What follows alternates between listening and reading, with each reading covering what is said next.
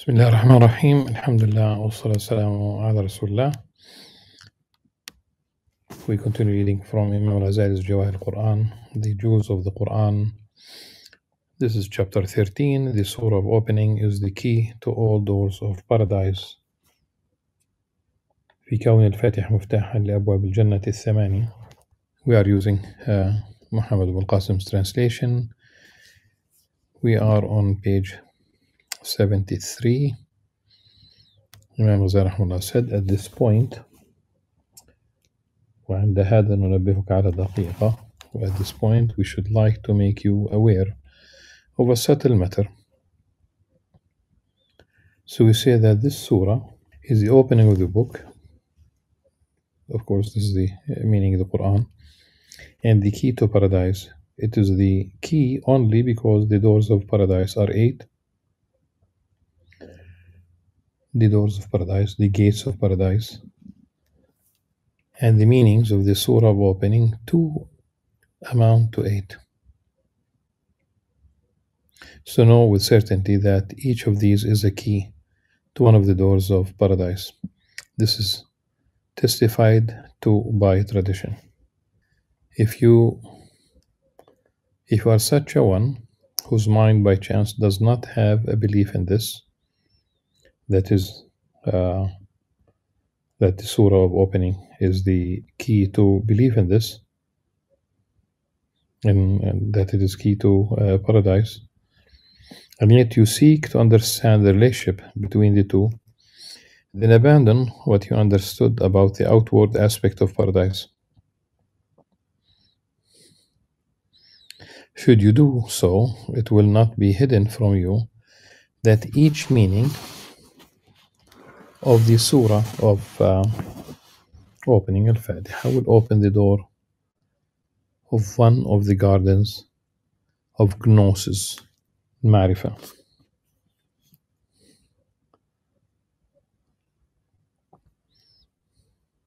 As we have indicated in our discussion of the signs of God's mercy, subhanahu wa ta'ala, the wonders of His works, and so on. Do not imagine that the repose of agnostic, which proceeds from delight in the watery meadows of gnosis and its gardens, is less than the repose of the one who will enter the paradise which he knows, and in which he will satisfy his desires for food, drink, and sex. How can they be equal? So one is preoccupied, conscientious, looking for, wants to quench his thirst for knowledge, spirituality, and one is looking for the food and drink and sex. How can they be equal? On the contrary, it cannot be denied that among the Gnostics there may be one whose desire for opening the door of Gnosis in order to behold the kingdom of the heavens and the earth and the glory of their Creator and Disposer is more intense than his desire for woman, food, and clothing. How cannot the former be predominating in the discerning Gnostic when it is shared with the angels in the highest paradise, since they have no enjoyment in food? Since the angels, that is, they have no enjoyment in food, drink, woman, and clothing, it's not that they have no enjoyment.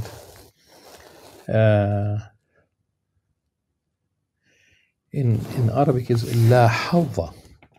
I think it's very important because the English might this particular English translation here, it might imply that they do consume food but they don't enjoy. No, just let's read the Arabic and try to translate. La hadha lil malaika fil mat'am wa mashrab. They have no share. That's their nature, is that does not include consumption of food. And let's remember that the angels on their way to the people of Sayyidina Lut alayhi salam, and what became famous as the because they on their way to the people of Lut alayhi salam, there was a general punishment that befell them, except for Sayyidina Lut alayhi salam, Lot and his family, except for his wife. Now, on their way to the people of Lut, Sayyidina Lut alayhi salam, they passed by Sayyidina Ibrahim alayhi salam, who prepared for them a roasted. He roasted a calf for them, roasted.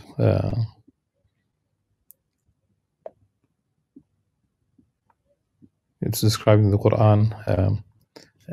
In one says Ajil Samin and Hanith in a different context. So it is a fat calf, and it was roasted. They did not eat. In fact, he felt unsafe, because sharing the meal means peace. In the biblical narrative, they eat.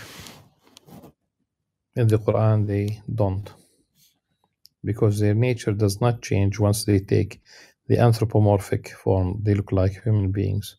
So since they have, rather than saying since they have no enjoyment in food, drink, and woman and clothing, since they since food, drink, woman, and clothing is not for them, the angels do not consume food, drink, and they do not engage in reproduction. They are created as such. Perhaps the enjoyment of animals in food, drink, and copulation exceeds the enjoyment of men. So if you consider the sharing with animals and their pleasures as more necessary to seek than sharing with the angels in their joy and delight in the study of the beauty of lordly excellency, then how great are your error, ignorance, and stupidity, and how lowly is your ambition. Your worth is in accordance with the worth of your ambition. And in fact, rather than saying that the angels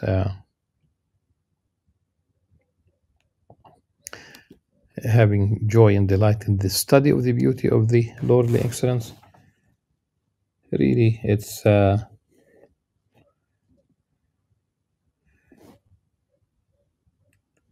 بمطالعة جمال حضرة الربوبية، بمطالعة by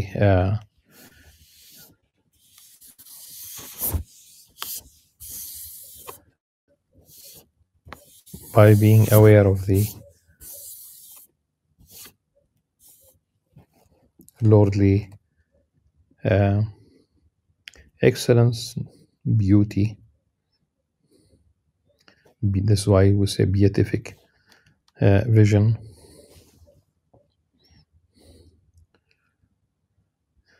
As to the Gnostic, when 8 of the doors of the paradise of Gnosis are open to him, and he enters and secludes himself in it, he will never pay heed to the paradise of the fools, since most of the people of paradise are fools, and the Illiyun are indeed the possessors of intelligence, as is held in tradition.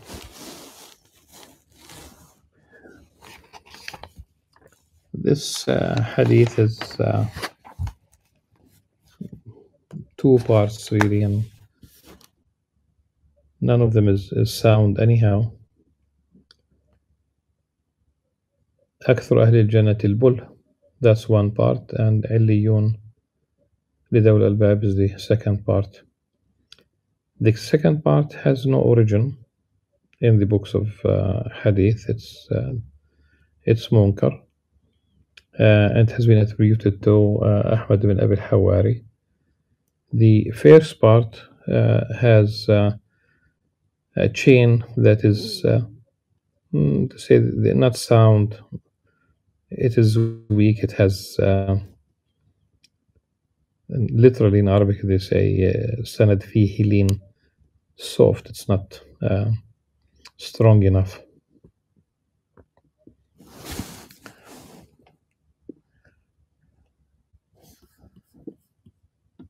O you who fall short of the highest stage, your ambition for pleasure is also excessive and oscillating like that of animals. Do not deny that stages in paradise are obtained by different kinds of gnosis. If the watery meadows of gnosis,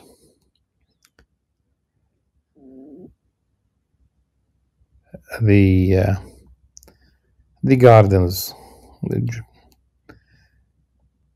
do not themselves deserve to be named paradise, they at least deserve to be the means of obtainment of paradise.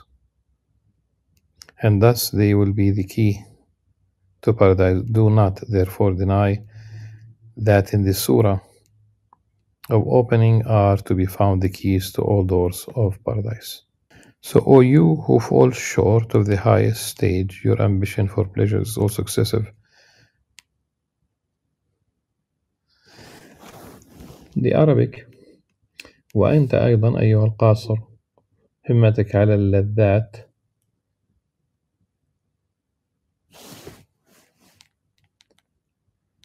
who falls short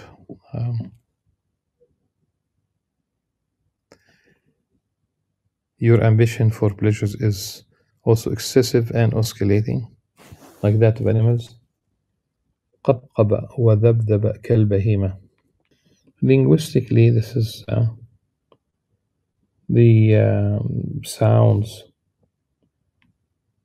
originally, if we talk about animals, since this is كالبهيمة being compared to animals, this is the sound of animals when it is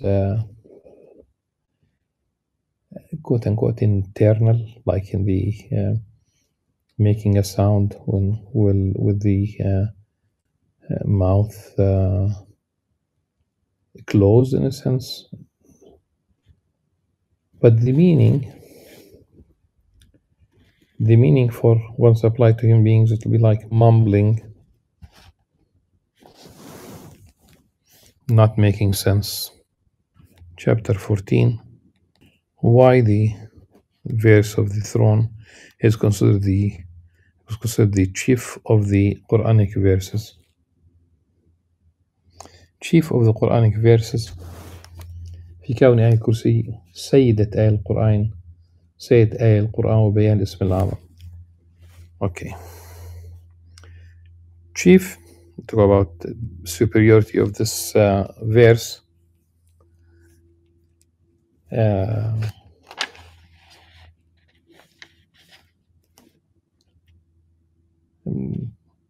Let me start by reading the hadith that was narrated by Al-Hakim in Al-Mustadrak على الصحيحين عن أبي هريرة رضي الله عنه قال رسول الله صلى الله عليه وسلم سيدة آية القرآن آية الكرسي. So Al-Hakim said هذا حديث صحيح ولم يخرجه, meaning that following the methodology of both Imam Muslim and Imam Bukhari, he, based on that criterion or criteria, this hadith is sahih. Sayyidat al-Quran, chief, literally because the singular, the verse is feminine, Arabic words are either masculine or feminine, and this is why it's the Sayyida, the of course it means that it presides over. Sayyida literally means the lady, but it has the connotations. The etymology does include the being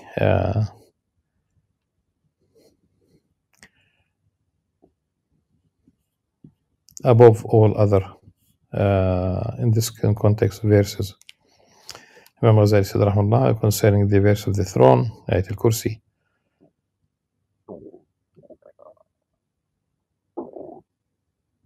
And of course, this one should really be able to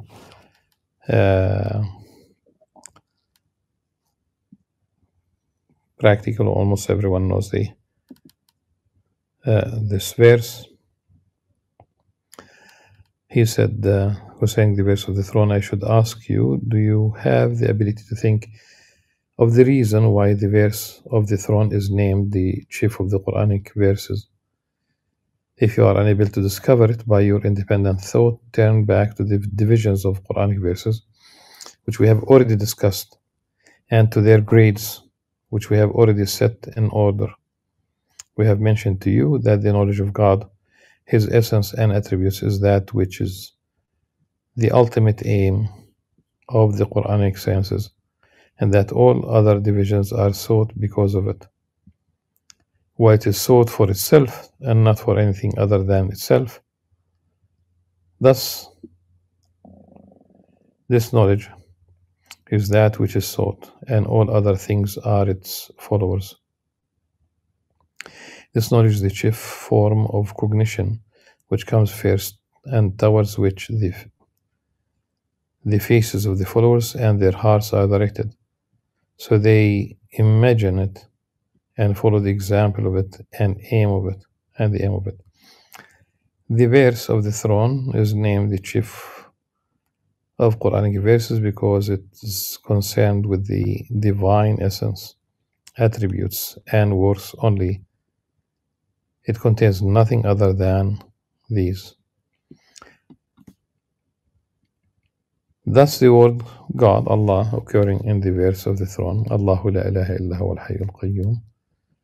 So Allah indicates His essence, that His words, there is no God but He, la ilaha illahu,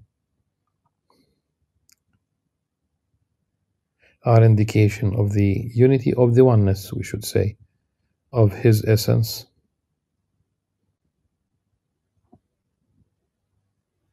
God's words, the ever-living, the self-subsisting, and all-sustaining, Al-Hayyul Qayyum, indicate the attribute of His essence and His glory. For the meaning of self-subsisting and all-sustaining is one who sustains himself. This Al-Hayyul Qayyum will show up again after a few paragraphs as part of another hadith about the Al-Ism Al-A'zam.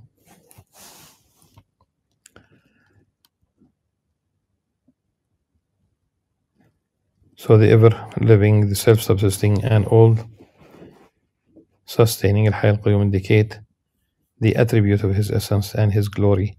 For the meaning of self-subsisting and all-sustaining is one who sustains himself, while all other things are sustained by Him. Everything in the universe depends in its existence and continuum on Allah subhanahu wa ta'ala. So His normal state subhanahu wa ta'ala is not connected with anything, and the state of everything is connected with Him. This state, the fate, their beginning, their end, and that which is in between.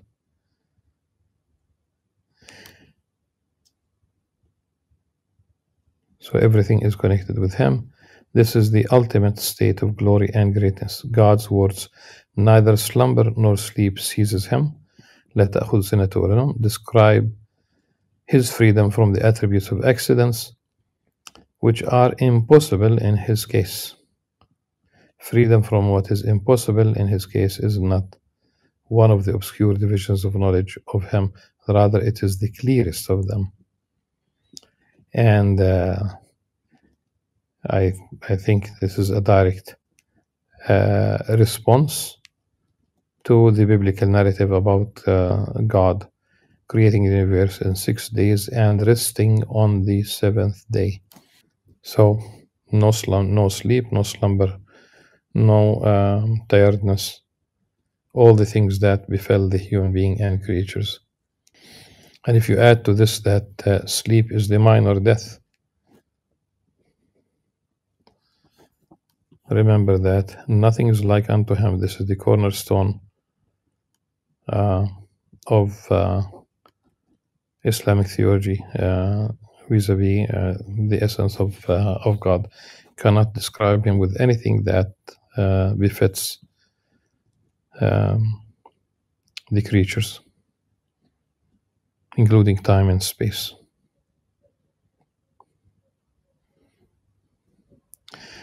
God's words to him belong whatsoever is in the heavens and whatsoever is in the earth. له ما في السماوات وما في الأرض, indicate all his works and that all of these have their origin in him and return to him. The words of God, who is he that will be able to intercede with him except by his permission.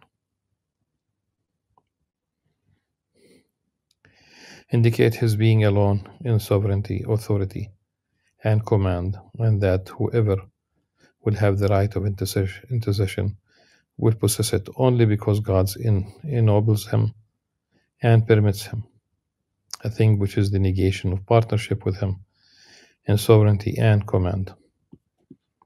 No one is with him, no one shares with him his sovereignty.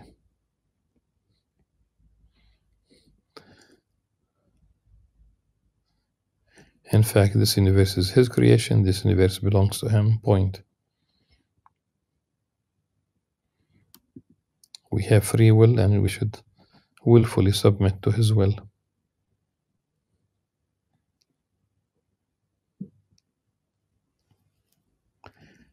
And what is after them? So, God's words, he knows that what lies before them, meaning people, and what is after them, and they cannot comprehend anything of his knowledge except that which he pleases. وَلَا يُحِيطُونَ بِشَيْءٍ مِّنْ عِلْمِهِ إِلَّا بِمَا شَاءَ. These are indication of his attribute of knowledge, of the detailing of some of the things known, and of his being alone in knowledge, so that no one other than him has any knowledge by himself, by herself, by it. If he has any knowledge, it is through God's gift, and according to the measure of his will. بما شاء. In other words,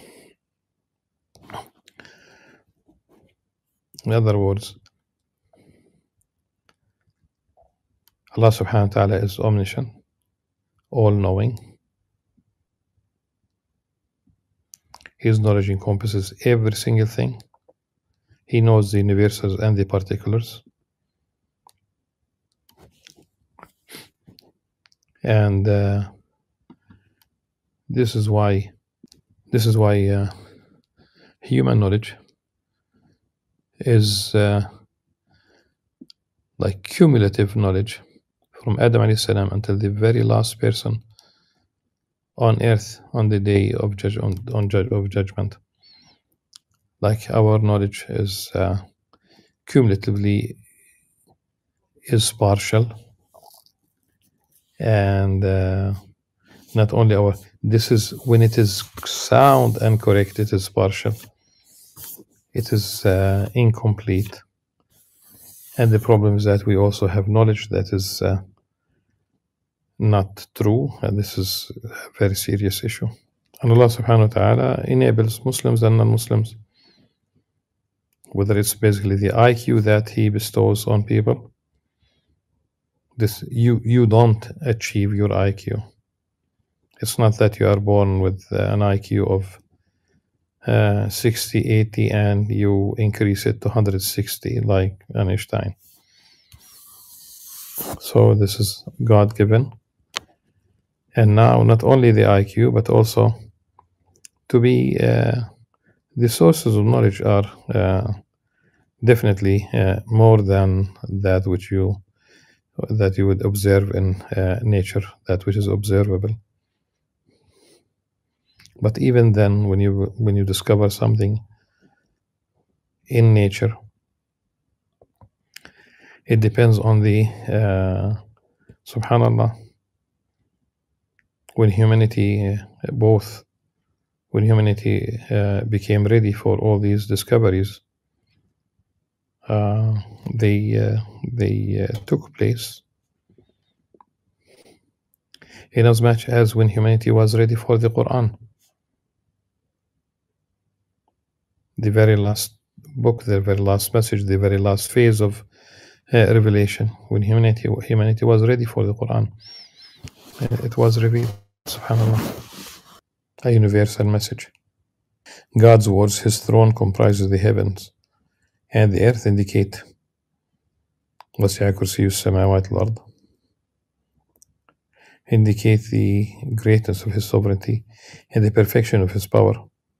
In this lies a secret, the disclosure of which is not made possible by its condition, since knowledge of the throne of God, of its attributes, and of the wideness of the heavens and the earth is a noble and obscure knowledge, with which many other forms of knowledge are bound up.